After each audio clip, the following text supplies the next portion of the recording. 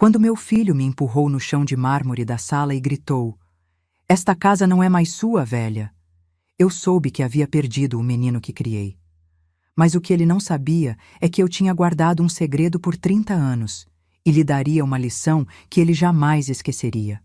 Mas antes de continuar, confira se você já está inscrito no canal e escreva nos comentários: de onde você está assistindo este vídeo? Adoramos saber até onde nossas histórias estão chegando. Meu nome é Rosa. Tenho 68 anos e cabelos completamente brancos. Passei os últimos 6 meses dormindo num quartinho de 2 por 3 metros nos fundos da minha própria casa. A casa que comprei com o suor de 40 anos de trabalho como costureira. O cheiro de mofo me acompanha desde que acordo até a hora de dormir. A janela não fecha direito e, nas noites frias de Curitiba, o vento entra como uma faca cortando minha pele. Hoje de manhã, acordei com fome. Não como nada decente há 2 dias. Ontem só tomei água com açúcar. Meu estômago dói, mas não é só a fome física que me mata. É a fome de dignidade, de respeito, de ser tratada como gente dentro da minha própria casa. Esperei até ouvir o barulho do carro do meu filho saindo. Ele e a esposa sempre saem aos sábados para fazer compras. É minha única chance. Saí do quartinho com cuidado, pisando devagar para não fazer barulho. Atravessei o quintal e entrei pela porta da cozinha. A geladeira estava cheia. Presunto, queijo, frutas e iogurtes importados. Tudo o que eu costumava comprar quando essa casa ainda era minha de verdade. Peguei uma fatia de queijo e comi ali mesmo, em pé, tremendo. Não de frio, mas de vergonha. Que absurdo é esse? Uma mulher de 68 anos roubando comida na própria casa. Peguei 2 bananas e um pedaço de pão. Ia guardar no bolso do avental quando ouvi a porta se abrindo. Meu coração disparou. Eles voltaram cedo. Tentei correr para o quartinho, mas Marcelo, meu filho, já estava na cozinha. "O que você está fazendo aqui?" A voz dele era fria como gelo. Eu estava com fome, filho." "Você não tem permissão para entrar na casa principal." Quantas vezes preciso repetir isso? Ele arrancou o pão da minha mão. A banana caiu no chão. Senti as lágrimas queimando, mas não deixei cair. Não ia dar esse gosto a ele. "Marcelo, por favor, só queria comer alguma coisa." "Você tem a comida que Patrícia separa para você todo dia. Não venha aqui pegar as coisas sem autorização." As coisas que ele mencionava eram restos.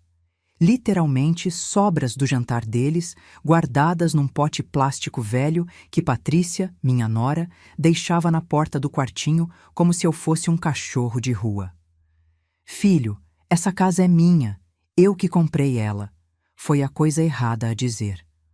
O rosto de Marcelo ficou vermelho. Ele se aproximou e pela primeira vez em 35 anos tive medo do meu próprio filho. "Você está errada!" Ele gritou, me fazendo recuar até bater nas costas no balcão. "Você assinou a escritura de doação há 3 anos. Esta casa pertence a mim e à minha esposa. Você mora aqui por caridade. Caridade que estou começando a me arrepender de ter oferecido. Eu não sabia o que estava assinando. Você disse que era para facilitar quando eu morresse, para não ter problemas com o inventário. E você assinou. Sua assinatura está lá, autenticada em cartório. A casa é nossa." Patrícia apareceu na porta da cozinha. Estava impecável como sempre. Cabelo alisado, unhas feitas, vestido de marca. Ela me olhou com aquele desprezo que eu já conhecia bem. "Amor, o que está acontecendo?" Ela perguntou. Mas já sabia. Sempre sabia. Peguei a velha roubando comida de novo. Velha. Ele me chamou de velha. Não de mãe. De velha. "Rosa." Patrícia disse meu nome como se fosse uma praga. "Nós já conversamos sobre isso. Você tem seu espaço lá atrás. Não pode ficar invadindo nossa privacidade. Esta é nossa casa agora. Eu só queria comer. Você come. Te damos comida todos os dias. Sobras. Vocês me dão sobras." Patrícia suspirou como se eu fosse uma criança teimosa. "Não seja ingrata. Tem muita gente na sua idade morando na rua. Você tem um teto, tem comida." Devia agradecer. Agradecer. Ela queria que eu agradecesse por viver trancada num quarto minúsculo, comendo restos, proibida de entrar na casa que eu mesma construí tijolo por tijolo com meu trabalho. Voltei para o quartinho. Tranquei a porta por dentro e desabei na cama estreita. Olhei para o teto rachado. Uma aranha tecia sua teia no canto. Pelo menos ela tinha liberdade de ir e vir. Como cheguei até aqui? Como deixei isso acontecer? Fechei os olhos e me lembrei do dia em que comprei esta casa. Eu tinha 43 anos. Tinha acabado de receber uma herança da minha mãe, um terreno que ela deixou para mim e meu irmão, Antônio. Vendemos o terreno e dividimos o dinheiro. Com minha parte, comprei esta casa de 3 quartos em Curitiba. Marcelo tinha apenas 10 anos. Lembro dele correndo pelo jardim, gritando de alegria. Nossa casa, mãe! Nossa casa! Meu ex-marido tinha nos abandonado quando Marcelo tinha 5 anos. Criei meu filho sozinha, costurando de madrugada, aceitando qualquer encomenda. Vestidos de festa, uniformes escolares, concertos de roupas. Meus dedos sangravam de tanto costurar, mas eu não parava. Tudo pelo meu filho. Tudo para que ele tivesse uma vida melhor que a minha. Consegui pagar uma faculdade particular para ele. Administração de empresas. Marcelo se formou e conseguiu um emprego bom numa empresa de logística. Foi quando conheceu Patrícia. Ela era secretária do diretor. Bonita, bem vestida, ambiciosa. Desde o primeiro dia que a conheci, senti algo errado. Mas Marcelo estava apaixonado. Casaram quando ele tinha 28 anos. No começo, moraram num apartamento alugado. Eu ajudava como podia, mandava comida, emprestava dinheiro quando precisavam. 3 anos depois, Patrícia engravidou. Tive esperanças de que um bebê aproximasse a gente, mas aconteceu o contrário. Mãe, Marcelo me disse um dia, a gente precisa de mais espaço. O apartamento está pequeno para o bebê. A gente pensou, você mora sozinha nessa casa enorme. Que tal a gente se mudar para cá? Seria temporário, até a gente juntar dinheiro para comprar uma casa própria. Temporário. Essa palavra deveria ter me alertado, mas eu estava tão feliz com a ideia de ter meu filho e meu neto morando comigo que concordei na hora. Eles se mudaram quando meu neto, Pedrinho, nasceu. No começo foi bom. Eu ajudava a cuidar do bebê enquanto Patrícia voltava ao trabalho. Cozinhava, limpava, fazia tudo com prazer. Mas aos poucos, as coisas mudaram. Patrícia começou a reclamar da minha intromissão. Dizia que eu mimava demais o Pedrinho, que eu cozinhava comida velha que ninguém gostava, que minhas roupas eram constrangedoras quando recebiam visitas. Marcelo sempre ficava do lado dela. Mãe, tenta entender. A Patrícia está estressada com o trabalho e o bebê. Seja mais compreensiva. Eu era. Fui compreensiva quando ela pediu para eu não cozinhar mais porque preferia fazer a comida dela mesma. Fui compreensiva quando ela sugeriu que eu talvez devesse ficar mais no meu quarto quando tivessem visitas, para não tumultuar. E fui compreensiva, burra na verdade, quando Marcelo apareceu com aqueles papéis há 3 anos. Mãe, a gente precisa conversar sobre algo importante. O advogado da empresa me explicou que se você morrer sem ter feito doação da casa, o inventário vai ser um pesadelo. Imposto alto, burocracia. Pode levar anos para eu conseguir vender ou mexer em qualquer coisa. O melhor é você fazer a doação em vida. Assim, quando você se for, tudo já está resolvido. Ele falava com tanta naturalidade sobre minha morte que cheguei a rir nervosa. Filho, não estou pensando em morrer tão cedo. Eu sei, mãe, mas é melhor prevenir, né? Você assina isso aqui, a gente autentica no cartório e fica tudo certo. Você continua morando aqui normalmente, mas juridicamente a casa passa para mim. É só um papel, não muda nada na prática. Não mudava nada. Essa foi a mentira que engoli. Assinei. Fui ao cartório com Marcelo e Patrícia, assinei os papéis, paguei as taxas com meu próprio dinheiro da aposentadoria. O tabelião me perguntou se eu tinha certeza, se entendia o que estava fazendo. Olhei para Marcelo e ele sorriu. É pro seu bem, mãe. Disse que sim, que tinha certeza. Durante alguns meses, realmente nada mudou. Eu continuava na minha rotina, cuidando da casa, do jardim. Mas depois de um ano, Patrícia começou com as sugestões. Rosa, você não acha que seu quarto daria uma ótima suíte para o Pedrinho? Ele está crescendo, precisa de espaço. Você poderia se mudar para o quartinho lá atrás. É mais aconchegante, mais tranquilo. Resisti no início. Aquele era meu quarto há 25 anos. Mas Marcelo ficava do lado dela. Mãe, não seja egoísta, é só um quarto. O Pedrinho precisa de espaço para estudar. Me mudei. O quartinho nos fundos tinha sido depósito de ferramentas. Cheirava a tinta velha e mofo. Limpei como pude. Coloquei minha cama estreita lá. Chorei a noite toda naquele primeiro dia. Depois foi a vez da cozinha. Rosa, você não tem mais idade para ficar cozinhando. Pode se machucar. É perigoso. Deixa que eu cuido disso. Deixei. Parei de cozinhar. Depois foi à sala. Rosa, quando temos visitas, você poderia ficar no seu quarto? É que nossos amigos se sentem desconfortáveis com você por perto. Desconfortáveis. Eu causava desconforto. E então, há 6 meses, Patrícia bateu na porta do meu quartinho numa manhã de sábado. Rosa, precisamos ter uma conversa séria. Marcelo e eu decidimos que a partir de agora, você não pode mais circular livremente pela casa. Este é nosso espaço privado. Você tem seu quartinho aí, tem banheiro. Vamos deixar comida para você na porta todos os dias, mas você precisa respeitar nossa privacidade. Como assim não posso circular pela casa? Esta é minha casa. Era. Agora é nossa. Você assinou os papéis, lembra? Juridicamente, esta propriedade pertence a mim e ao Marcelo. Você mora aqui porque nós permitimos. Fui procurar Marcelo. Ele estava na sala vendo TV. Filho, a Patrícia disse que eu não posso mais sair do quartinho. Isso não pode estar certo. Ele nem desligou a TV. Mãe, a casa é nossa agora. Você precisa entender isso. A gente te deixa morar aqui de graça. Não paga aluguel, não paga conta.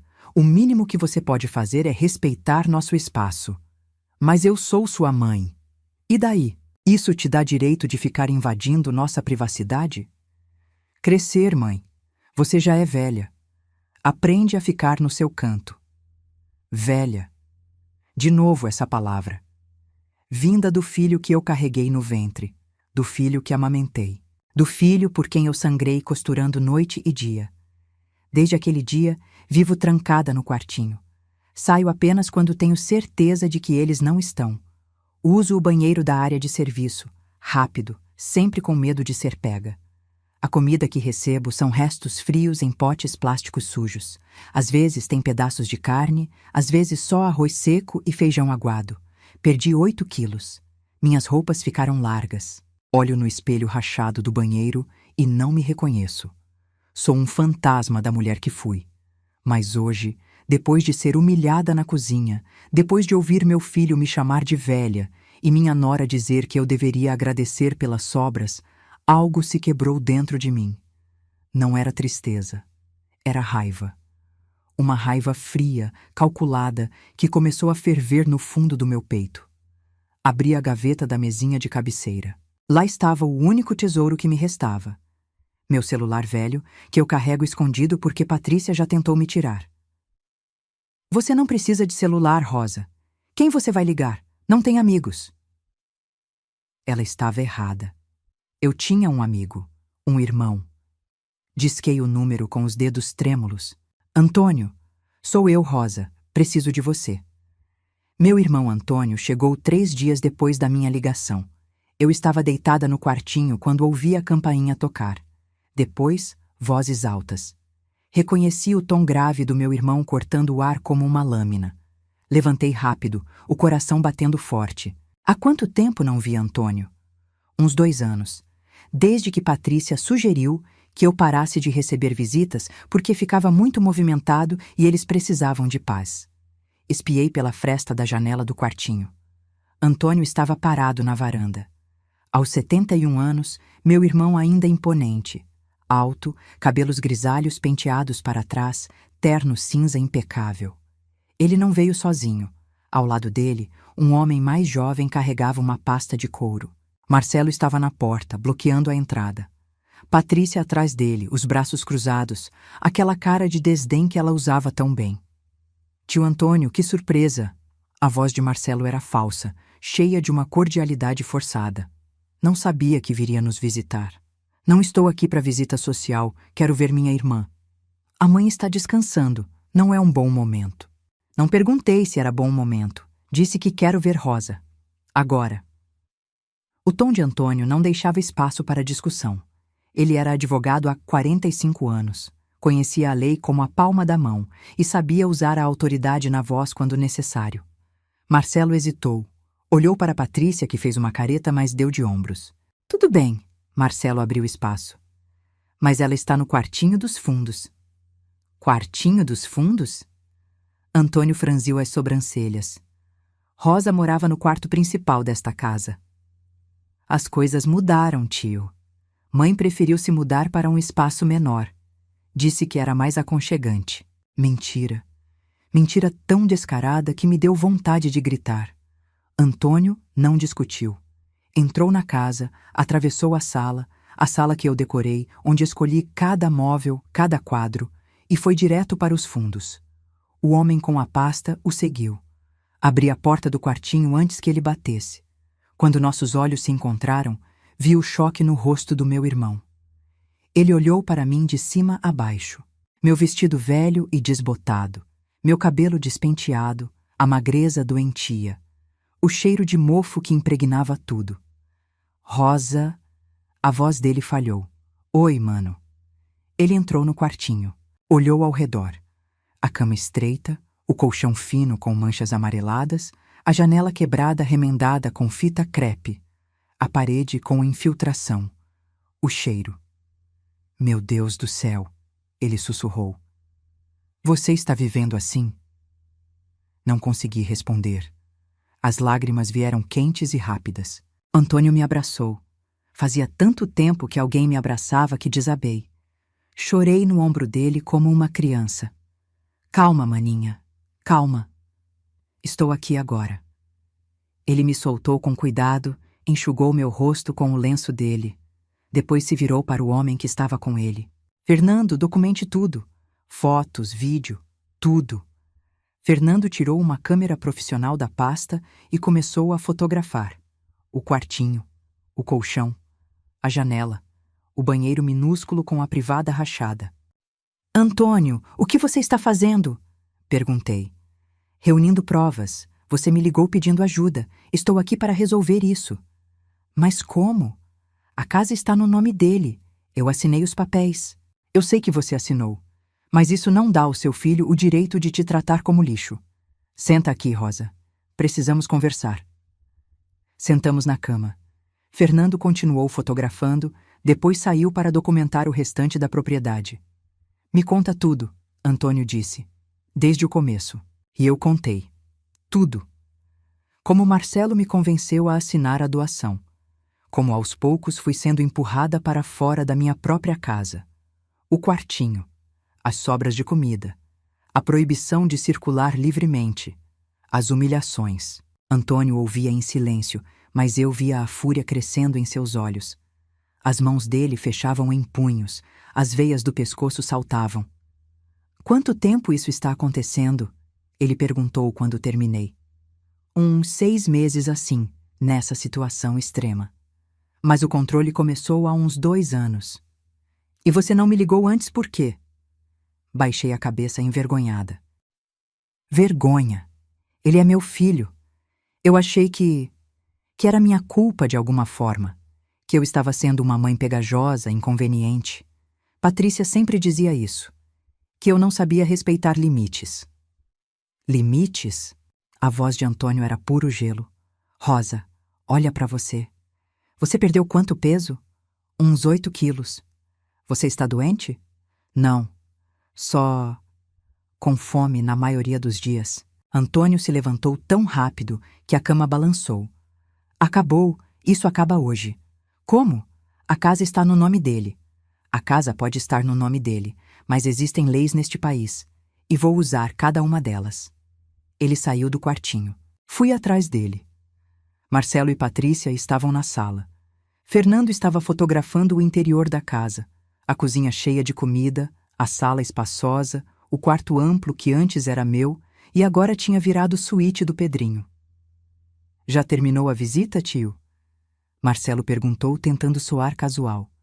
Senta, Antônio ordenou. Desculpa? Eu disse. Senta, você e sua esposa. Agora. Tinha algo no tom de Antônio que fez Marcelo obedecer. Ele e Patrícia se sentaram no sofá. Eu fiquei de pé perto da porta, ainda insegura. Antônio ficou em pé na frente deles, alto, imponente. Fernando ao lado, a câmera ainda na mão. Vocês sabem quem eu sou? Antônio começou. Você é meu tio, Marcelo respondeu confuso. Sou advogado especialista em direito de família há 45 anos. Trabalhei no Ministério Público por 20 anos antes de abrir meu próprio escritório. Defendi centenas de casos de violência doméstica, abuso de idosos e apropriação indébita. E vocês dois, ele apontou para Marcelo e Patrícia, acabaram de se tornar meus próximos casos. Patrícia ficou pálida. Marcelo deu uma risada nervosa. Do que você está falando? Estou falando de crime, Marcelo. Crime previsto no Estatuto do Idoso. Artigo 99. Expor a perigo a integridade e a saúde física ou psíquica de pessoa idosa. Pena: de 2 meses a 1 ano de detenção e multa. Ninguém expôs ninguém a perigo. Patrícia se defendeu. Rosa mora aqui, tem comida, tem teto. Tem? Antônio se virou para Fernando. Mostra as fotos. Fernando ligou a câmera num modo de reprodução e mostrou para Marcelo e Patrícia as fotos do quartinho imundo, do colchão sujo, da comida podre num pote, da minha aparência doentia. Isso é expor, sim. Isso é negligência criminosa. E tem mais. Artigo 102. Apropriar-se de bens de pessoa idosa. Vocês forçaram minha irmã a assinar uma doação sob coação psicológica. Ela assinou por vontade própria. Marcelo gritou se levantando. Senta! Antônio rugiu. Marcelo sentou. Vontade própria? Fernando, roda a gravação. Fernando mexeu no celular e uma voz começou a sair do alto-falante. Era a minha voz, gravada durante nossa conversa no quartinho minutos atrás. Ele disse que era só um papel, que não mudaria nada, que eu continuaria morando aqui normalmente, que era só para facilitar o inventário quando eu morresse. A gravação continuou. Meu relato completo das mentiras, das manipulações, de como fui enganada para assinar aqueles papéis. Isso é ilegal, Patrícia berrou. Você não pode gravar alguém sem autorização. Posso sim. Lei 9.296. Gravação feita por um dos interlocutores é legal. Rosa me autorizou a gravar nossa conversa. E essa gravação, junto com as fotos, os laudos médicos que vou requisitar provando a desnutrição dela e o testemunho de vizinhos que vou coletar, formam um processo criminal sólido. O silêncio que se seguiu era denso, pesado. O que você quer? Marcelo finalmente perguntou a voz pequena. O que eu quero? Antônio deu um sorriso frio. Justiça. Mas vou te dar uma chance. Uma única chance de resolver isso sem acabar preso. Estou ouvindo. Vocês vão devolver esta casa para Rosa. Agora. Isso é impossível, Patrícia explodiu. A casa está no nosso nome. Investimos dinheiro aqui. Reformamos. Reformaram com o quê? Com o dinheiro de quem? Antônio perguntou. Rosa me contou que vocês nunca pagaram 1 centavo de aluguel, de conta de luz, água, nada. Ela que paga tudo com a aposentadoria dela. Era verdade. Até hoje, era minha aposentadoria que cobria as contas básicas. Marcelo e Patrícia só pagavam as coisas extras. A TV a cabo premium, a academia, as roupas de marca. Mesmo assim, Marcelo tentou argumentar. A doação foi legal. Ela assinou. Foi legal? Ótimo. Então você não vai se importar quando eu entrar com uma ação de anulação de doação por vício de consentimento. Artigo 171 do Código Penal. Obter vantagem ilícita em prejuízo alheio, induzindo ou mantendo alguém em erro mediante artifício ou ardil. Isso é estelionato. Pena de 1 a 5 anos. Vi o sangue sumir do rosto de Marcelo. Você está blefando. Estou? Quer arriscar? Porque te garanto uma coisa, sobrinho. Se eu entrar com esse processo, não vou parar por aí. Vou pedir bloqueio de bens, vou pedir danos morais, vou pedir tudo que a lei me permite. E quando eu terminar, você não vai ter só perdido a casa. Vai ter perdido tudo. Emprego, reputação, liberdade. Patrícia começou a chorar. Não de tristeza, de raiva, de frustração por estar sendo encurralada. E o Pedrinho? Ela disse entre lágrimas. Você quer tirar a casa do nosso filho? Seu filho tem 2 pais, que trabalhem e comprem a própria casa, como pessoas decentes fazem. Rosa comprou esta casa sozinha, costurando até os dedos sangrarem. Vocês não têm direito nenhum sobre ela. Marcelo olhou para mim. Pela primeira vez em meses, realmente me olhou. Mãe, você quer mesmo fazer isso? Me processar? Colocar seu próprio filho na cadeia? A pergunta me atingiu como um soco. Será que eu queria? Será que eu conseguiria? Olhei para meu filho. Tentei ver o menino que corria no jardim gritando: "Nossa casa, mãe!" Tentei ver o adolescente que me abraçava quando voltava da escola. Tentei ver o jovem que chorou no meu colo quando terminou o namoro da faculdade. Mas não consegui. Tudo que eu via era o homem que me chamou de velha, que me trancou num quartinho imundo, que me deixou passar fome, que destruiu minha dignidade tijolo por tijolo. Sim, eu disse. Minha voz não tremia. Sim, eu quero. Marcelo ficou em choque. Patrícia parou de chorar e me olhou com puro ódio. Você vai se arrepender disso, ela sibilou. Ameaças? Antônio sorriu. Fernando anotou isso? Ameaça contra idoso. Mais um item para o processo. Patrícia fechou a boca. Vocês têm 48 horas, Antônio continuou. 48 horas para procurar um advogado, redigir a escritura de devolução da casa para Rosa e assinar tudo em cartório. Se em 48 horas isso não estiver feito, eu protocolo o processo criminal.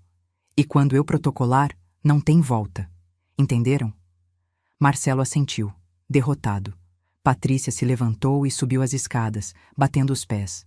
Ouvi a porta do quarto bater com força. Fernando pode ir. Reuniu material suficiente? Antônio perguntou.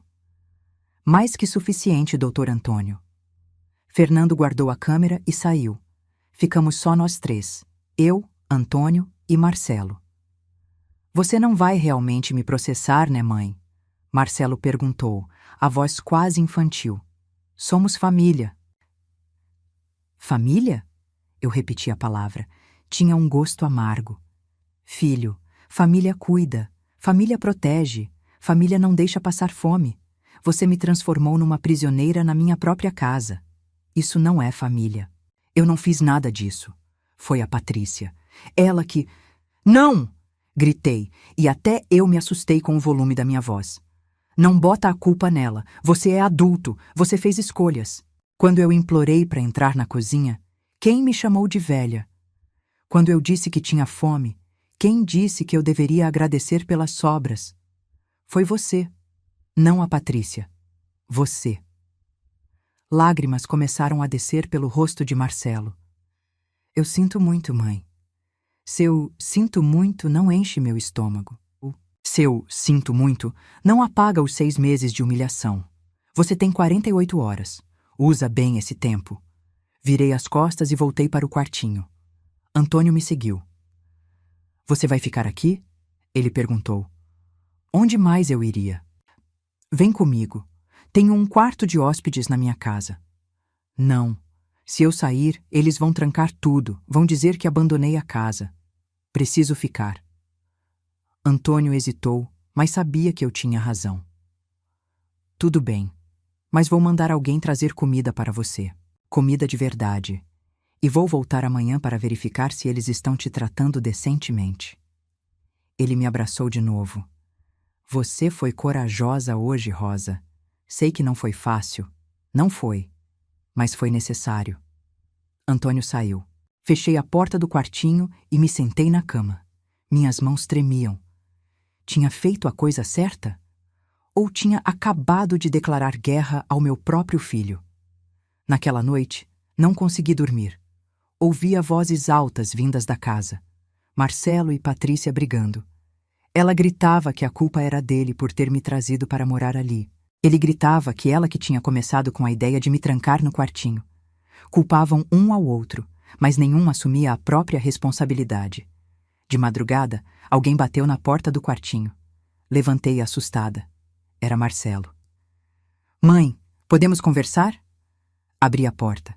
Ele estava de pijama, os olhos inchados. E pode entrar. Ele entrou e ficou de pé, desconfortável. Eu não sabia que estava tão ruim para você. Não sabia? Marcelo, você me via todos os dias. Via como eu estava magra. Via o quartinho onde me trancaram. Eu sei. Mas a Patrícia dizia que você estava exagerando, que você gostava de fazer drama. E você acreditou nela em vez de confiar em mim? Silêncio. Mãe, eu preciso dessa casa. A gente não tem dinheiro para comprar outra. Se você pegar de volta, a gente vai ter que alugar um lugar. Vai ficar apertado com o Pedrinho. Marcelo, eu comprei essa casa sozinha. Trabalhei 25 anos costurando para pagar. Você tem 35 anos. É empregado numa boa empresa. Por que não pode fazer o mesmo que eu fiz? Trabalhar e comprar a sua própria casa? Porque é diferente agora, mãe. Está tudo mais caro. Estava caro para mim também. Você acha que foi fácil? Eu era costureira, ganhava pouco. Mas eu não tomei a casa de ninguém. Eu trabalhei. Eu trabalho. Trabalha? Ou acha que merece tudo de mão beijada porque é meu filho? Ele não respondeu. Você tem 48 horas, Marcelo. Devolve minha casa ou enfrenta a justiça. A escolha é sua. Ele saiu batendo a porta. No dia seguinte, Antônio voltou com sacolas de comida. Pão fresco, frios, frutas, leite, comida de verdade. Comi até passar mal de tanta comida de uma vez. Meu estômago tinha encolhido. Como eles estão? Antônio perguntou. Quietos. Patrícia nem saiu do quarto. Marcelo está evitando me ver. Bom sinal. Significa que estão pensando. No segundo dia, um carro parou na frente da casa. Um homem de terno desceu. Advogado. Marcelo tinha contratado um advogado. Fiquei nervosa. E se encontrassem uma brecha? E se conseguissem provar que a doação era válida e eu não tinha direito de pedir de volta? O advogado ficou 2 horas conversando com Marcelo e Patrícia. Quando saiu, parecia abatido. Antônio me ligou naquela noite. Recebi uma ligação do advogado deles. Um tal de Dr. Silveira. Ele quer negociar. Negociar o quê? Eles querem que você desista do processo criminal em troca de devolverem a casa. Mas você já tinha dado essa opção. Se devolverem a casa, não tem processo. Sim, mas eles querem por escrito. Um termo dizendo que você não vai processá-los no futuro. Querem garantias. E você acha que devo aceitar? Depende do que você quer, Rosa. Quer a casa de volta ou quer vê-los pagando pelo que fizeram? Pensei. Pensei muito. Quero a casa. Quero minha vida de volta. O resto eu deixo nas mãos de Deus. Então vou redigir o termo. Amanhã a gente assina tudo. No terceiro dia, às 10 horas da manhã, estávamos todos no cartório. Eu, Antônio, Marcelo, Patrícia e os advogados de ambos os lados. A tabeliã leu os documentos. A escritura de devolução da casa, transferindo a propriedade de volta para meu nome. O termo de compromisso onde eu declarava que não entraria com processo criminal desde que eles devolvessem a casa e saíssem em 30 dias. A senhora tem certeza, dona Rosa? A tabeliã me perguntou. A senhora entende que ao assinar isto, a casa volta a ser sua e eles terão que sair? Olhei para Marcelo. Ele olhava para baixo, envergonhado. Patrícia me fuzilava com os olhos. Sim, tenho certeza. Assinei. Marcelo assinou. A tabeliã autenticou. Estava feito. A casa era minha de novo. Saímos do cartório. Marcelo foi na frente com Patrícia. Não esperaram por mim. Como você está se sentindo? Antônio perguntou. Não sei. Vazia, feliz, triste, tudo ao mesmo tempo. É normal. Você fez o certo. Fiz? Fez. Agora eles vão aprender a viver com as próprias pernas. Voltei para casa. Minha casa, naquela tarde. Entrei pela porta da frente. Marcelo e Patrícia estavam na sala, cercados de caixas. Já estavam empacotando. Não disse nada. Só fui até o quarto que antes era meu, agora convertido em quarto do Pedrinho. Meu neto estava sentado na cama jogando videogame. Vó! Ele gritou ao me ver. Cadê você? Senti sua falta. Aquelas palavras me quebraram. Abracei meu neto chorando. Vovó também sentiu sua falta, meu amor. A mãe disse que a gente vai se mudar. Por quê? Olhei para a porta.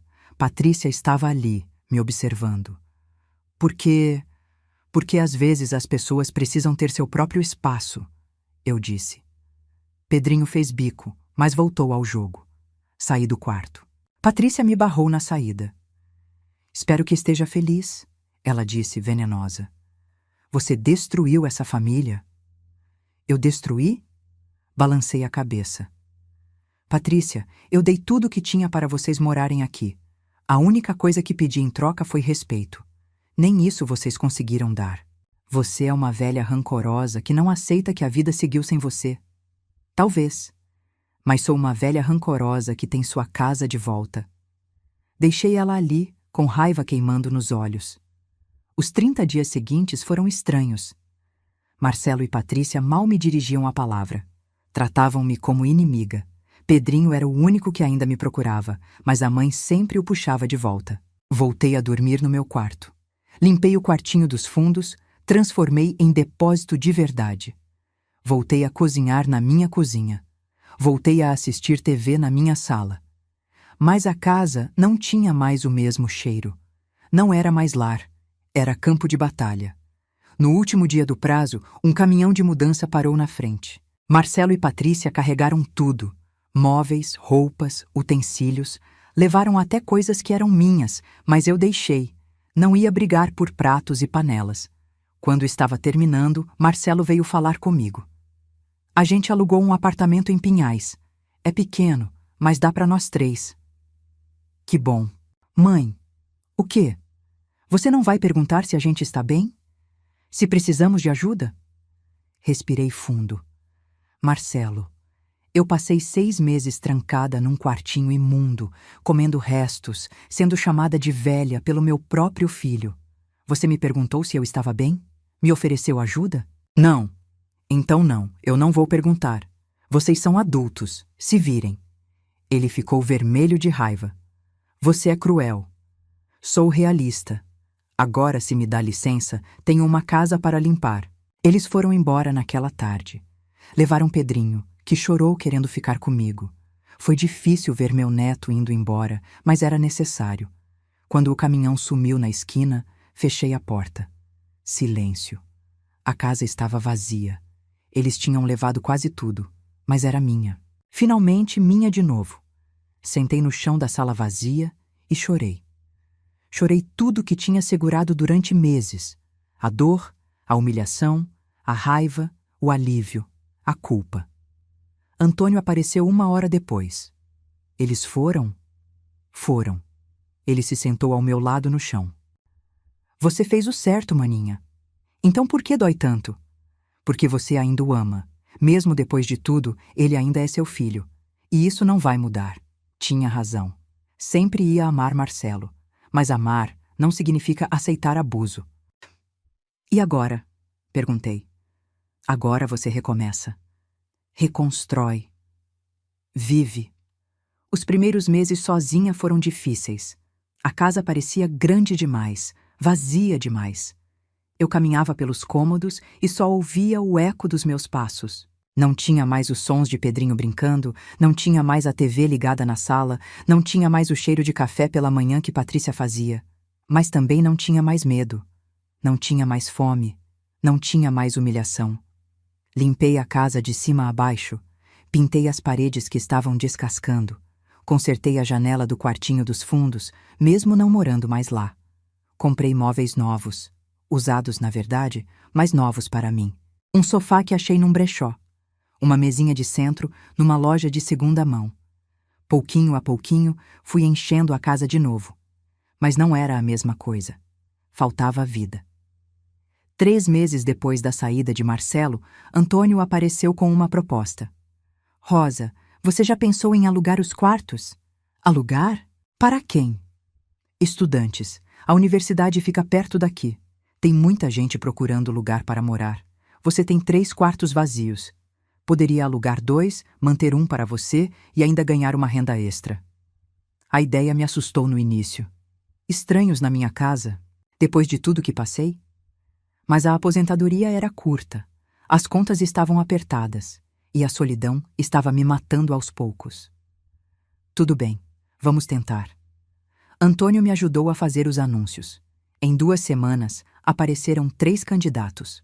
O primeiro era um rapaz de 20 anos, estudante de engenharia. Educado, tímido. Disse que procurava um lugar tranquilo para estudar. A segunda era uma menina de 19, estudante de enfermagem. Falou que morava longe e o trajeto até a universidade estava ficando impossível. O terceiro era um senhor de 65 anos, professor aposentado que dava aulas particulares. Tinha acabado de se separar e precisava de um lugar temporário. Aceitei os 3. No começo foi estranho. Acordar e ouvir passos que não eram meus. Ver pessoas na cozinha fazendo café, dividir o banheiro, a sala, a geladeira. Mas aos poucos fui me acostumando. E mais do que isso, comecei a gostar. Daniel, o estudante de engenharia, era quieto, mas gentil. Sempre me cumprimentava, perguntava se eu precisava de algo. Descobri que ele tinha perdido a avó há 1 ano e sentia falta dela. Comecei a fazer almoço para ele. No início ele recusava, mas depois aceitou. Laura, a estudante de enfermagem, era tagarela. Falava pelos cotovelos sobre os pacientes do hospital onde fazia estágio. Me ensinou a medir pressão, me deu dicas de saúde. Viramos amigas. E professor Milton, o aposentado, transformou a casa num ponto cultural. Dava aulas de literatura na sala, trazia alunos para discussões. A casa voltou a ter vida, risos, movimento. 6 meses depois, eu estava irreconhecível. Tinha recuperado o peso. Voltei a sorrir. A casa estava cheia de novo, mas dessa vez com pessoas que me respeitavam, que me valorizavam. Foi nessa época que Marcelo reapareceu. Era um sábado à tarde.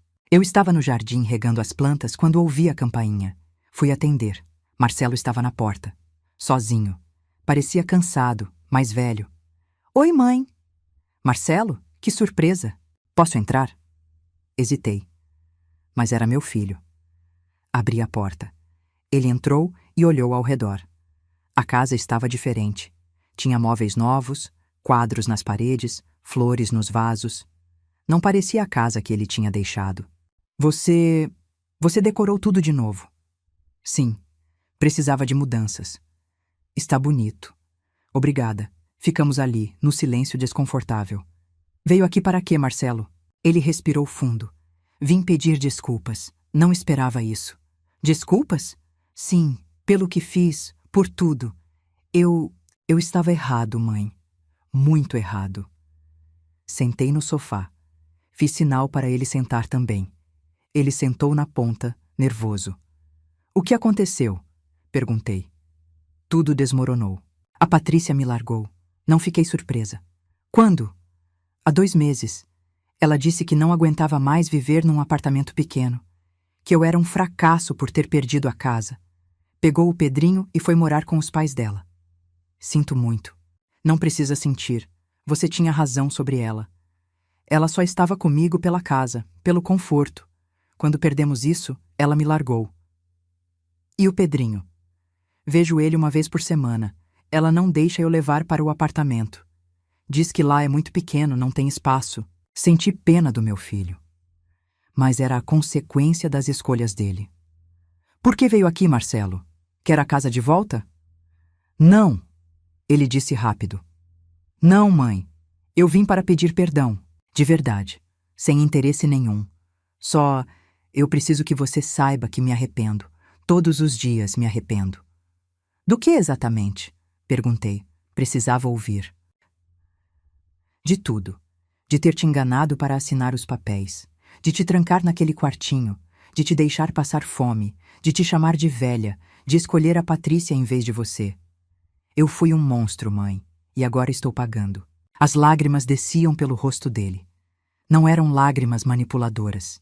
Eram lágrimas de arrependimento verdadeiro. Você está pagando, Marcelo, mas não porque eu te amaldiçoei. Você está pagando porque as escolhas têm consequências. Você escolheu a ganância, o egoísmo, a crueldade, e colheu exatamente o que plantou. Eu sei, e não estou pedindo para você me perdoar. Só queria que soubesse que me arrependo. Nesse momento, Daniel desceu as escadas. Parou ao ver Marcelo. Desculpa, Dona Rosa. Não sabia que tinha visita. Tudo bem, Daniel. Este é meu filho, Marcelo. Marcelo, este é Daniel. Ele aluga um dos quartos. Marcelo olhou para Daniel, depois para mim, confuso. Você está alugando os quartos? Estou. Daniel, Laura e professor Milton moram aqui agora. Mas, por quê? Porque a casa estava vazia e eu estava sozinha. Agora tenho companhia e ainda ganho um dinheiro extra. Daniel acenou desconfortável e foi para a cozinha. Você substituiu sua família por estranhos, Marcelo disse, magoado. Não, Marcelo. Você destruiu a família. Eu construí uma nova. Eles não são seu sangue. Sangue não significa nada quando esse sangue te apunhala pelas costas. Daniel me trata com mais respeito em 6 meses do que você me tratou nos últimos 3 anos. Ele abaixou a cabeça. Você tem razão. Ficamos em silêncio de novo. Posso vir te visitar às vezes? Ele perguntou. Não para morar, não para pedir nada. Só para tentar reconstruir o que destruí. Pensei. Pensei muito. Pode, mas com condições. Quais? Você me trata com respeito. Sempre. Não importa se estamos sozinhos ou na frente de outras pessoas. Você nunca mais me chama de velha, nunca mais me humilha, nunca mais levanta a voz para mim. Se fizer isso uma vez, é a última vez que me vê, entendeu? Entendi. E outra coisa. Você não vem aqui falar mal dos meus inquilinos. Eles são bem-vindos nesta casa. Se você não gosta, o problema é seu. Tudo bem, mãe. Aceito suas condições. Então pode vir, mas avisar antes. E não aparecer de surpresa. Vou avisar. Ele se levantou para ir embora. Na porta, se virou. Mãe? Sim? Obrigado por me dar uma chance. Mãe, não estou dando nada de graça, Marcelo. Chances se conquistam. Mostra que merece. Ele foi embora. Fiquei ali, sentada no sofá, processando a visita. Parte de mim queria acreditar que ele tinha realmente mudado. Mas outra parte, a parte que passou fome naquele quartinho, não confiava. O tempo diria. O Marcelo começou a me visitar uma vez por semana. No começo, eu ficava tensa, esperando que ele revelasse o verdadeiro motivo, que pedisse dinheiro emprestado, que tentasse voltar para a casa. Mas ele não fazia nada disso. Chegava, tomava um café comigo, me ajudava com alguma coisa, trocar uma lâmpada, consertar uma torneira e ia embora. Conversávamos pouco. O silêncio entre nós ainda era pesado, cheio de coisas não ditas. Um dia, 3 meses depois da primeira visita, ele chegou com Pedrinho. Meu coração quase pulou pela boca quando vi meu neto. O menino tinha crescido. Estava mais alto, mais magro. Vó! Ele gritou e correu para me abraçar. Abracei aquele menino com tanta força que quase o esmaguei. Chorei. Não consegui segurar. Senti tanto sua falta, vovó, Pedrinho disse. Eu também, meu amor. Tanto. Marcelo ficou na porta, observando. A Patrícia deixou ele vir? Não exatamente. É meu final de semana com ele. Ela não sabe que trouxe aqui. Marcelo? Eu sei, mãe. Mas ele ficava pedindo para ver você. Não consegui negar. Pedrinho passou a tarde toda comigo. Brincamos no jardim. Fiz o bolo favorito dele. Ele conheceu Daniel, Laura e professor Milton. Ficou fascinado com o professor, que sabia um monte de histórias. Quando chegou a hora de ir embora, Pedrinho chorou. Quero ficar com a vovó. Não pode, filho. Tem que voltar para casa. Mas aqui é mais legal. Tem mais espaço, tem jardim, tem gente legal. Marcelo olhou para mim. Vi dor nos olhos dele. Dor de saber que tinha perdido isso. Que tinha trocado tudo isso por orgulho e ganância. Depois que eles foram embora, Laura veio falar comigo. Dona Rosa, aquele era seu filho? Era. É. Ele parecia triste. Está pagando por erros que cometeu. Você não sente pena dele? Pensei antes de responder. Sinto. Ele é meu filho. Sempre vou sentir pena quando ele sofre. Mas sentir pena não significa aceitar abuso. Eu aprendi isso tarde demais. Laura assentiu. A senhora é forte. Não sou forte, só estou cansada de ser fraca. As visitas continuaram. Marcelo vinha toda semana, às vezes com Pedrinho, às vezes sozinho. Aos poucos, começamos a conversar mais. Ele me contava sobre o trabalho, sobre as dificuldades de morar sozinho, sobre a batalha judicial pela guarda do Pedrinho. Eu ouvia. Não oferecia soluções, não dava dinheiro, não resolvia os problemas dele. Só ouvia. Um dia, 6 meses depois da primeira visita, Marcelo chegou diferente. Tinha algo no olhar dele. Mãe, preciso te contar uma coisa. Estou ouvindo. Eu comecei terapia. Fiquei surpresa. Terapia? Sim, um psicólogo. Faz 2 meses. Por quê? Porque eu percebi que tinha um problema. A terapeuta me ajudou a ver que eu reproduzi o comportamento do meu pai, meu ex-marido, o homem que nos abandonou. Como assim? Ele te desvalorizava, lembra? Te diminuía. Dizia que você não era boa o suficiente e você aguentava, sempre aguentou, porque me amava e não queria me privar de um pai. Eu cresci vendo isso. Cresci achando que era normal tratar mulheres assim. Marcelo. E quando a Patrícia começou a te tratar mal, eu não vi problema, porque no fundo eu achava que era assim que se tratava mães, esposas, com desrespeito. E quando eu te chamei de velha, quando te tranquei naquele quartinho, eu estava sendo meu pai, o homem que eu sempre disse que odiava. Ele chorou. Chorou muito. Sentei ao lado dele no sofá. Coloquei minha mão na dele. Marcelo, reconhecer isso é o primeiro passo, mas reconhecer não é suficiente. Você precisa mudar, de verdade. Eu sei, e estou tentando. A terapeuta está me ajudando. Mas é difícil, mãe. É muito difícil desconstruir 35 anos de comportamento errado. Eu acredito que você consegue. Ele olhou para mim, surpreso. Acredita? Acredito. Porque você está aqui. Porque procurou ajuda. Porque reconheceu o erro. Seu pai nunca fez isso. Ele morreu achando que estava certo. Você é melhor que ele. Marcelo me abraçou. Um abraço verdadeiro, não aqueles abraços mecânicos de antes. Obrigado, mãe, por não desistir de mim. Eu nunca desisti de você, filho. Só estabeleci limites. Existe diferença. Daquele dia em diante, algo mudou entre nós. As visitas ficaram mais leves. Marcelo começou a me ajudar mais na casa. Pintou a cerca do jardim, consertou o portão que estava caindo, trocou as telhas quebradas. Não pedia nada em troca. Fazia porque queria. Daniel comentou um dia. Seu filho está diferente, Dona Rosa. Está? Está, mas... humano. Tinha razão. Marcelo estava se tornando humano de novo. A terapia estava funcionando. 1 ano depois da nossa reconciliação, ele apareceu com uma notícia. Mãe, consegui a guarda compartilhada do Pedrinho. Que ótimo, filho! Mas tem um problema. O apartamento onde moro é muito pequeno. Não tem quarto separado para ele. A juíza está exigindo que eu tenha um espaço adequado, senão perde a guarda. Meu coração apertou. Sabia o que vinha a seguir. Quanto custa um apartamento maior? Não tenho dinheiro para alugar um maior. Estou pagando pensão, terapia, as contas. Não sobra nada. Fiquei em silêncio.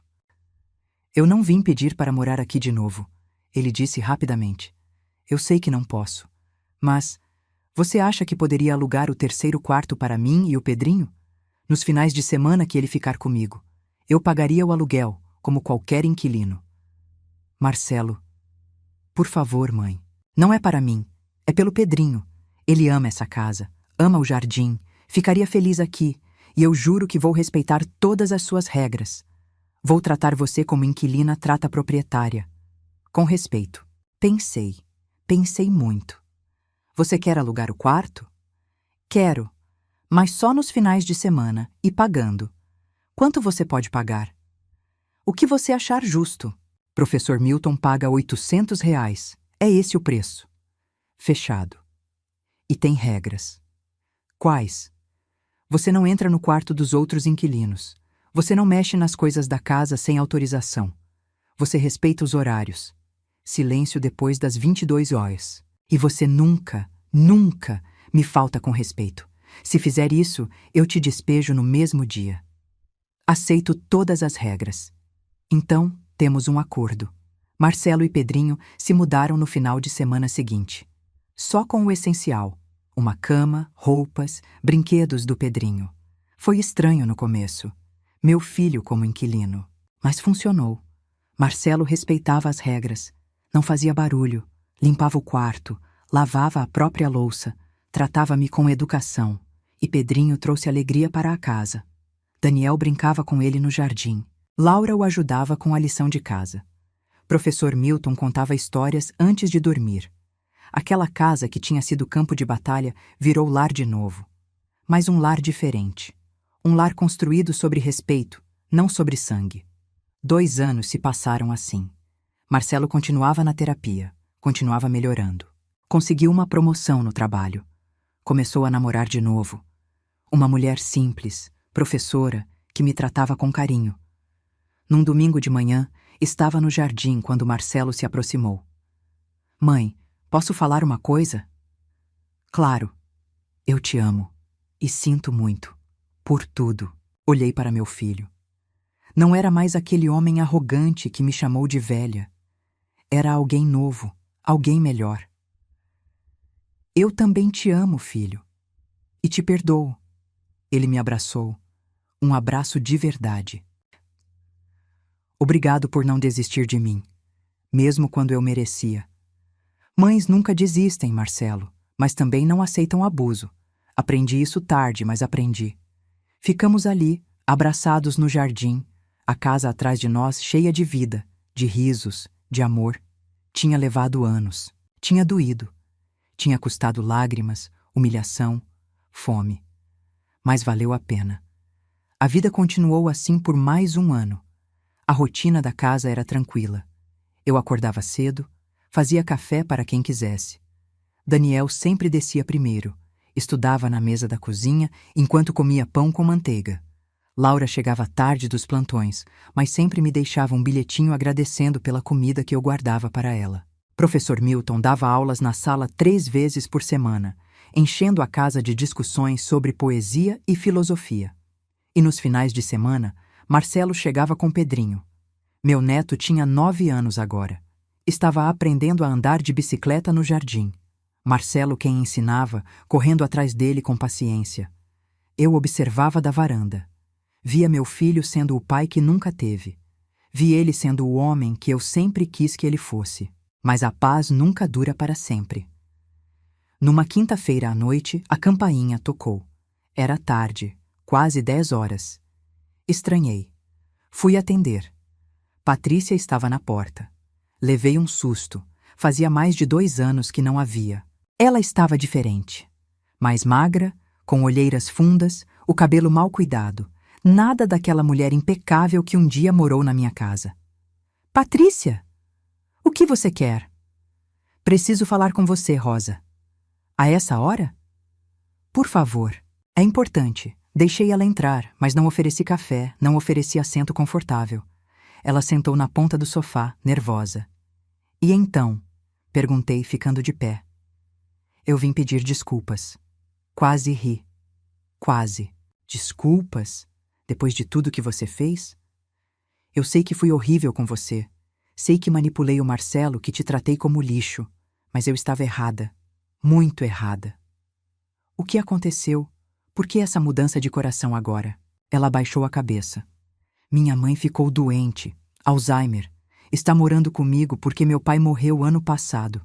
E ela me trata do jeito que eu te tratava. Como um estorvo. Como alguém que está no caminho. Karma. A palavra veio à minha mente, mas não disse em voz alta. E você quer o que de mim? Quer que eu diga que está tudo bem? Que perdoo? Não, não mereço seu perdão. Só queria que soubesse que entendi. Entendi o que te fiz. E me arrependo. Fiquei em silêncio. Mais alguma coisa? Sim, eu perdi meu emprego. Estou com dificuldades financeiras. O apartamento onde moro está muito caro.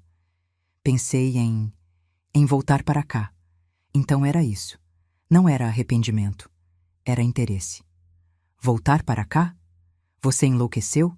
Não para morar de graça. Eu pagaria aluguel, igual ao Marcelo. Só preciso de um lugar mais barato. Não. Rosa, por favor. Eu disse não. Você teve sua chance. Você morou aqui, teve tudo e me tratou como lixo. Agora quer voltar porque está precisando? Não funciona assim. Mas o Marcelo mora aqui. O Marcelo está em terapia há 2 anos. O Marcelo reconheceu os erros dele, pediu desculpas de verdade, trabalhou para mudar. Você só está aqui porque está precisando. Quando sua vida melhorar, vai me esquecer de novo. Patrícia começou a chorar. Eu não tenho para onde ir. Minha mãe está consumindo todo o meu dinheiro com remédios e cuidadores. E eu passei fome naquela quartinho imundo que você me trancou. Lembra? Lembra quando me chamou de empregada na frente do meu irmão? Quando disse que eu devia agradecer pelas sobras? Ela não respondeu. Sai da minha casa, Patrícia, e não volta. Rosa. Sai! Ela saiu correndo, chorando. Tranquei a porta e encostei nela, tremendo. Laura tinha descido as escadas. Dona Rosa, está tudo bem? Estou. Era só fantasma do passado. Quer conversar? Não. Quero esquecer. Mas não consegui esquecer. Naquela noite não consegui dormir. Ficava pensando na Patrícia, na cara de desespero dela. Será que fui cruel demais? Será que deveria ter dado uma chance? No dia seguinte, contei para Marcelo o que tinha acontecido. A Patrícia veio aqui? Veio, pedindo para alugar um quarto. E você disse não. Disse. Fiz errado? Marcelo pensou. Não, mãe. Você fez certo. A Patrícia só está desesperada. Quando as coisas melhorarem para ela, vai voltar a ser aquela pessoa horrível. Eu conheço ela. Melhor do que ninguém. Mas ela disse que está cuidando da mãe doente. E está. Mas não porque ama a mãe. Porque não tem outra opção. Quando tiver dinheiro de novo, vai jogar a coitada num asilo e esquecer que ela existe. Como você sabe? Porque é exatamente o que ela queria fazer com você. Lembra? Santa Maria? Ela que teve a ideia. Eu só segui. Tinha razão. Eu tinha esquecido. Foi Patrícia quem sugeriu o asilo, quem pesquisou, quem planejou tudo. Não sinta pena dela, mãe. Ela está colhendo o que plantou, igual a mim. A diferença é que eu reconheci e mudei. Ela só quer um atalho. Você está certo. E outra coisa. Se você deixar ela morar aqui, eu saio. Não consigo estar perto dela. Não depois de tudo. Não precisa se preocupar. Já disse que ela não vai morar aqui. Marcelo me abraçou. Obrigado por ser forte, mãe. Mas a visita de Patrícia mexeu comigo. Fiquei pensando sobre perdão, sobre segundas chances, sobre até onde vai a compaixão. Conversei com o professor Milton sobre isso. Professor, como a gente sabe quando perdoar e quando manter distância? Ele coçou a barba grisalha, pensativo. Dona Rosa, perdão não significa aceitar a pessoa de volta na sua vida.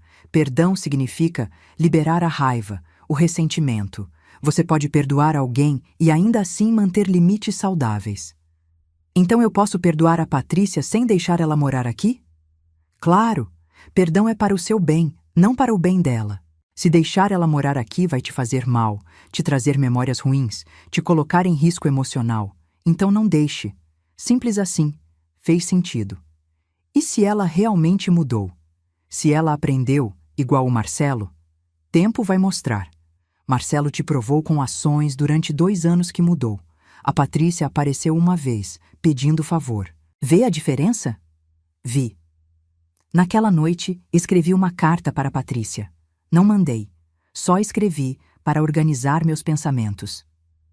Patrícia, eu te perdoo pelo que você me fez. Perdoo porque guardar raiva está me fazendo mal, não porque você merece. Mas perdoar não significa esquecer. Não significa aceitar você de volta na minha vida. Você me causou dor demais. E eu aprendi que preciso me proteger primeiro. Espero que você encontre seu caminho, mais longe de mim. Rasguei a carta depois. Não precisava mandar. Era só para mim mesma. 2 semanas depois, Antônio apareceu com notícias. Rosa, a Patrícia entrou com processo contra você. Processo? De quê? Ela está alegando que você deve metade do valor das benfeitorias que ela e Marcelo fizeram na casa quando moravam aqui. Que benfeitorias? Eles não fizeram nada. Ela está dizendo que reformaram a cozinha, pintaram a casa, trocaram pisos, e que, como pagaram por isso, você deve restituir. Fiquei com raiva, muita raiva. Isso é ridículo. Eles nunca reformaram nada. E mesmo que tivessem, eles moraram aqui de graça por anos. Eu sei. E o juiz também vai saber. Mas você vai precisar se defender. Ter provas de que não houve benfeitorias, ou que se houve, já foram compensadas pela moradia gratuita. Tenho provas. Tenho as fotos que você tirou quando veio me visitar pela primeira vez. Provam que a casa estava um lixo, não reformada. Perfeito, vou usar isso. O processo correu por 6 meses. Patrícia tentou de tudo. Apresentou recibos falsos. Conseguiu testemunhas que mentiram. Mas Antônio era bom. Muito bom. No final, o juiz negou o pedido dela e ainda a condenou a pagar as custas do processo e os honorários do advogado. Patrícia sumiu depois disso. Soube por terceiros que tinha se mudado para outra cidade para morar com uma irmã. Boa sorte para a irmã. Os anos passaram. Pedrinho cresceu. Virou um adolescente educado, responsável, ajudava nas tarefas da casa sem reclamar. Tratava todos os inquilinos com respeito. Era tudo que Marcelo não tinha sido na idade dele. Daniel se formou em engenharia e conseguiu um emprego em São Paulo. No dia que saiu, chorou me abraçando. A senhora foi como uma mãe para mim, Dona Rosa. E você foi como um neto, Daniel. Visita a gente, viu? Ele visitava. Todo Natal voltava, trazia presentes. Laura também se formou. Virou enfermeira num hospital particular. Continuou morando na casa porque gostava. Aqui é minha família, ela dizia. Professor Milton faleceu aos 73 anos. Infarto fulminante. Estava dando aula quando caiu. Fui ao enterro. Chorei como se fosse parente de sangue. O quarto dele ficou vazio por uns meses. Não conseguia alugar. Sentia falta das discussões literárias, do cheiro de café forte que ele fazia. Até que apareceu Sofia. Sofia tinha 70 anos, era viúva, professora aposentada também. Procurava um lugar tranquilo para passar os últimos anos de vida. Gostou da casa imediatamente. Tem vida aqui, ela disse. Vida de verdade. Virou minha melhor amiga. Nós duas velhinhas, tomando chá na varanda, falando sobre a vida, sobre os erros, sobre os acertos. Foi para Sofia que contei tudo, a história completa. O que Marcelo e Patrícia fizeram. Como me tranquei no quartinho. Como quase morri de fome. Como recuperei minha casa e minha dignidade. Você é guerreira, Rosa, ela disse. Não sou. Só sou teimosa demais para morrer. Ela riu. Teimosa, guerreira, tanto faz. O importante é que você venceu. Venci? Será que venci mesmo? Olhava para minha vida aos 75 anos. Tinha uma casa cheia de gente que me amava. Tinha meu filho que tinha se tornado um homem decente. Tinha meu neto que era minha alegria. Tinha inquilinos que eram família. Mas ainda doía. Ainda tinha cicatrizes. Às vezes acordava no meio da noite com o cheiro de mofo nas narinas. Sonhava que estava de volta naquele quartinho, ouvindo a risada de Patrícia, a voz de Marcelo me chamando de velha. Sofia percebia quando eu tinha esses dias ruins. Pesadelo de novo? Foi. Sonhei que eles me trancaram e jogaram a chave fora. Mas não jogaram. Você pegou a chave de volta. Lembra? Lembrava. Num desses dias ruins, Marcelo percebeu que eu estava quieta demais. Mãe, o que foi? Nada. Mãe, eu te conheço. O que foi? Suspirei. Às vezes eu me pergunto se fiz a coisa certa. Como assim? Te deixando voltar, te dando uma segunda chance. E se você voltar a ser aquela pessoa? Marcelo pegou minha mão. Eu não vou, mãe. Eu prometo que não vou. E se por acaso eu voltar, se eu te faltar com respeito uma vez que seja, você me expulsa. Me tira daqui e nunca mais olha para trás. Você falaria isso mesmo? De verdade? De verdade. Porque eu aprendi. Aprendi que privilégios se conquistam, não se exigem. E que o amor de mãe, mesmo sendo infinito, precisa ter limites. Você me ensinou isso. Aquelas palavras me acalmaram. 2 anos depois, Marcelo apareceu com uma notícia. Mãe, eu e a Júlia vamos casar. Júlia era a namorada dele, a professora. Eu gostava dela. Ela me tratava bem, sem interesse, só porque eu era importante para Marcelo. Que bom, filho. Estou feliz por você. E tem mais. A gente estava pensando... A gente queria fazer a festa aqui, no jardim. Se você deixar. Olhei para o jardim. O mesmo jardim onde Pedrinho corria quando criança gritando: "Nossa casa, mãe!" O mesmo jardim onde me escondi tantas vezes com medo de ser vista. Claro que pode fazer aqui. Tem certeza? Tenho. Esta casa foi feita para celebrações. Já teve dor demais. Está na hora de ter alegria. O casamento foi simples, mas bonito. Júlia usava um vestido branco discreto. Marcelo, um terno alugado. Pedrinho foi pajem. Laura e Sofia ajudaram na decoração. Daniel veio de São Paulo especialmente para a festa. Durante a cerimônia, quando o padre perguntou se havia alguém contra o matrimônio, todo mundo riu, porque era óbvio que não havia. Mas eu pensei, há 5 anos, eu seria contra. Há 5 anos eu não confiaria no meu próprio filho para fazer promessas de amor, porque ele tinha quebrado todas as promessas que fez para mim. Mas ele mudou. De verdade. Depois da cerimônia, Marcelo fez um discurso. Eu queria agradecer algumas pessoas importantes. A Júlia, por me aceitar com todos os meus defeitos e meu passado. O Pedrinho, por me perdoar por ser um pai ausente quando ele mais precisava. E principalmente minha mãe. Ele olhou para mim. Mãe, tem coisas que não dá para reparar. Tem feridas que não cicatrizam completamente. Eu sei disso. Sei que te machuquei de um jeito que nunca vai sarar. Mas obrigado. Obrigado por não desistir de mim quando eu tinha desistido de mim mesmo. Obrigado por estabelecer limites quando eu mais precisava deles. E obrigado por me ensinar que amor de verdade não é sobre aceitar tudo, é sobre exigir respeito. A festa toda aplaudiu. Eu chorei. Júlia se aproximou depois. Dona Rosa, posso te chamar de mãe? Claro. Obrigada por ter criado um homem bom.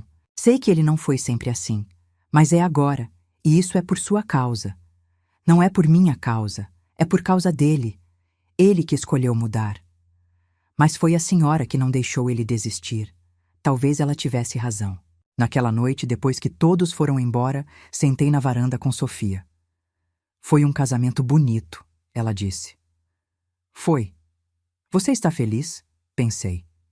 Estou, mas é uma felicidade estranha, misturada com medo. Medo de quê? De que tudo desmorone de novo, de que Marcelo volte a ser aquele monstro, de que eu tenha que expulsá-lo de novo. E se isso acontecer, você vai fazer o quê? Vou expulsar de novo, sem hesitar. Então não tenho que temer. Você sabe o que fazer se as coisas derem errado. E enquanto não dão, aproveita. Sofia era sábia. Aproveitei. Cada dia, cada café da manhã com meus inquilinos, cada final de semana com Pedrinho, cada visita de Marcelo e Júlia. Aproveitei porque aprendi que a vida pode mudar rápido, pode desmoronar numa assinatura, pode renascer numa atitude e mesmo com todas as cicatrizes, com todos os pesadelos, com todo o medo, eu era feliz, porque aquela casa era minha, de verdade, legal e emocionalmente. E ninguém mais ia tirar isso de mim. Hoje tenho 80 anos. Meus cabelos são completamente brancos, minhas mãos tremem um pouco quando seguro a xícara de café e minhas pernas não me levam tão rápido quanto antes. Mas estou viva. E mais do que isso, estou em paz. Esta manhã acordei cedo, como sempre. Fiz café para mim e para Sofia, que agora tem 76 anos e se move ainda mais devagar do que eu. Laura se mudou no ano passado, casou com um médico e compraram uma casa própria. Mas vem me visitar todo domingo. No lugar dela está morando Camila, uma menina de 21 anos que estuda veterinária. Tímida, educada, me lembra Daniel. Marcelo continua vindo aos finais de semana com Pedrinho. Meu neto tem 16 anos agora. Alto, forte, bonito, está pensando em fazer faculdade de medicina. Quer ajudar pessoas? Por que medicina? Perguntei uma vez. Porque a avó Rosa me ensinou que ajudar os outros é o que faz a vida valer a pena. Fiquei sem palavras. Júlia está grávida. Vai ser menina. Vão colocar meu nome nela. Rosa. Quero que minha filha seja forte igual a senhora, Júlia me disse. Eu não sou forte. Só sou sobrevivente. É a mesma coisa, sogra. Talvez seja. Ontem, mexendo em papéis velhos, achei a escritura de doação. Aquela que assinei há 15 anos, quando entreguei a casa para Marcelo, sem saber o inferno que viria a seguir. Olhei para aquela assinatura trêmula. Era a assinatura de uma mulher ingênua, de uma mãe que confiava cegamente, de alguém que achava que amor era sobre sacrifício sem limites. Rasguei o papel. Não preciso mais dele. A casa está no meu nome de novo. Legal, registrado, protegido. Mas mais importante que isso, está no meu nome emocionalmente. Esta casa tem minha energia, minha história, minhas cicatrizes e minhas vitórias. Antônio me ligou hoje de manhã. Meu irmão tem 85 anos. Está aposentado há 5 anos, mas continua afiado como uma lâmina. Rosa, você assinou o testamento que preparei? Ainda não. Assina. É importante. O testamento é diferente daquele de 15 anos atrás. Este aqui tem cláusulas claras. A casa fica para Marcelo, sim, mas com condições. Se ele vender nos primeiros 10 anos após minha morte, o dinheiro vai para instituições de caridade. Se ele voltar a morar nela, tem que manter pelo menos 2 quartos alugados para pessoas de baixa renda ou estudantes. Se ele maltratar qualquer idoso na família, perde automaticamente a herança. Está sendo dura demais com ele, Antônio me disse quando fiz essas exigências. Não, estou sendo realista. As pessoas podem mudar, mas podem voltar a ser o que eram. Quero garantias. Ele vai aceitar essas condições? Já aceitou. Conversamos sobre isso. Ele até sugeriu algumas cláusulas. Era verdade. Quando mostrei o rascunho do testamento para Marcelo, ele leu tudo e disse: Mãe, coloca mais uma coisa aí. O quê? Que se em qualquer momento eu me tornar uma pessoa horrível de novo, você tem o direito de mudar o testamento e tirar tudo de mim. Mesmo que você já esteja com 100 anos, com Alzheimer, em coma. Se alguém perceber que eu estou voltando a ser aquele monstro, pode mudar. Marcelo, coloca, mãe, porque eu não confio em mim mesmo 100%. A terapia me ajudou muito, mas eu sei que a maldade está lá, adormecida, e se ela acordar, eu não mereço nada. Coloquei no testamento. Hoje à tarde, sentei na varanda. O mesmo lugar onde Sofia e eu tomávamos chá. Ela morreu há 6 meses. Infecção generalizada. Rápido, sem sofrimento. Do jeito que ela queria. Sinto falta das conversas. Mas a vida continua. Camila está estudando na sala. Ouço o barulho das páginas virando. Marcelo está cortando grama no jardim. Pedrinho está ajudando, rindo de algo que o pai falou. Júlia está na cozinha fazendo bolo. O cheiro de chocolate invade a casa. Esta casa. Minha casa. Penso em tudo que passei. O quartinho imundo. A fome. A humilhação. O desespero. Penso em como quis desistir tantas vezes, em como chorei noites inteiras achando que nunca mais seria feliz.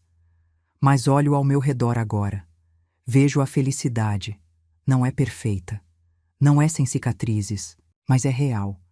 E valeu a pena. Cada lágrima, cada dor, cada momento de solidão, valeu a pena para chegar aqui. Para estar sentada na minha varanda, na minha casa, cercada de pessoas que me amam e me respeitam. O sol está se pondo. O céu está alaranjado. Lindo. Pedrinho vem correndo. Vó, O jantar está pronto. Vem! Já vou, meu amor. Levanto devagar. Minhas pernas doem, mas aguento. Entro na casa. A mesa está posta. Pratos, talheres, copos. Para mim, para Marcelo, para Júlia, para Pedrinho, para Camila. Uma família, não de sangue, de escolha. Sentamos. Marcelo faz uma oração. Agradece pela comida, pela família, pela casa. Agradece por mim. Olho para meu filho. Vejo o homem que ele se tornou. E perdoo completamente. Não porque ele merece, mas porque eu mereço paz. Comemos, conversamos, rimos. E naquele momento, naquela casa que quase perdi, cercada de pessoas que quase me destruíram, mas se reconstruíram, eu sou completamente feliz. A vingança não foi colocar Marcelo na cadeia. Não foi tirar tudo dele. Não foi fazê-lo sofrer. A vingança foi sobreviver. Foi recuperar minha dignidade. Foi estabelecer limites. Foi viver bem. Porque no final, viver bem é a melhor vingança. E eu vivi. Vivo. E vou continuar vivendo. Até o meu último suspiro nesta casa, cercada de amor e respeito. Porque eu venci. Não venci porque destruí meu inimigo. Venci porque me reconstruí. E isso ninguém nunca mais vai tirar de mim. Agora, se você gostou dessa história, clica em SI inscrever e me diz nos comentários qual parte te deixou de queixo caído. Ah, e não esqueça de se tornar membro para ter acesso a vídeos exclusivos que não posto aqui. Te espero lá.